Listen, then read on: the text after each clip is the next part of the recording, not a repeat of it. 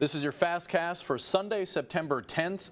Your top story on Sunday was the Costco on Diamond Boulevard. It sat empty as fire crews worked to clean up a mixture of oil and fuel that had spilled from a fuel tanker. You can see in the video right there that semi-truck was carrying about 10,000 gallons of fuel that crashed on Sunday morning, causing a mixture of fuel and oil, as I mentioned, to spill in the store's parking lot.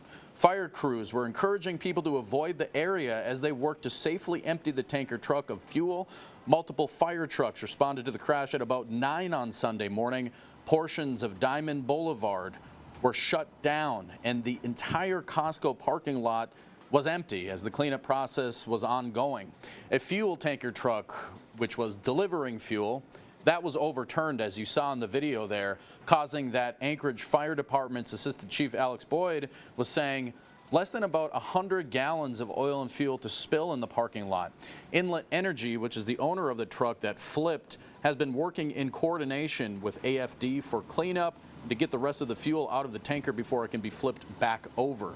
Officials say the driver suffered minor injuries and was transported to a local hospital. AFD remained on scene much of the day, providing safety and backup for those unloading fuel.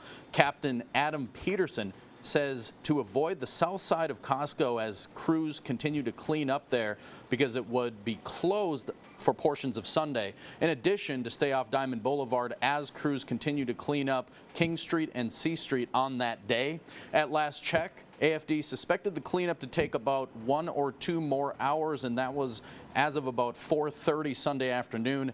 But those crews were unsure how much longer Diamond Boulevard would have been shut down for at the time. Primarily just this area. The exposure, the risk of a potential catastrophic event with fumes or fuel igniting is why we're cordoning off this area particularly. But aside from this area, there's no other danger. And fire caused major damage to the American Legion in Ketchikan on Sunday as crews from 3 different fire departments battled the blaze for hours. Those fire crews responded at about 1:21 a.m. along Park Avenue in Ketchikan and had it under control at about 6:30 Sunday morning. Ketchikan Gateway Borough Mayor Rodney Dial says this is the only American Legion post in the borough, and it serves a variety of roles in the community. He says the building was heavily damaged and is possibly a total loss. The City of Ketchikan's Public Information Officer, Kim Simpson, says Park Avenue was closed to vehicles and pedestrians as crews continued to work early Sunday night. Bowden Street was closed to Woodland Avenue. The cause of that fire is under investigation, and there are no injuries reported at this time. Here's the borough's mayor talking about the importance of the American Legion there in the city. This post does so many good works in and around Ketchikan. They volunteer. They have events on Memorial Day and Veterans Day.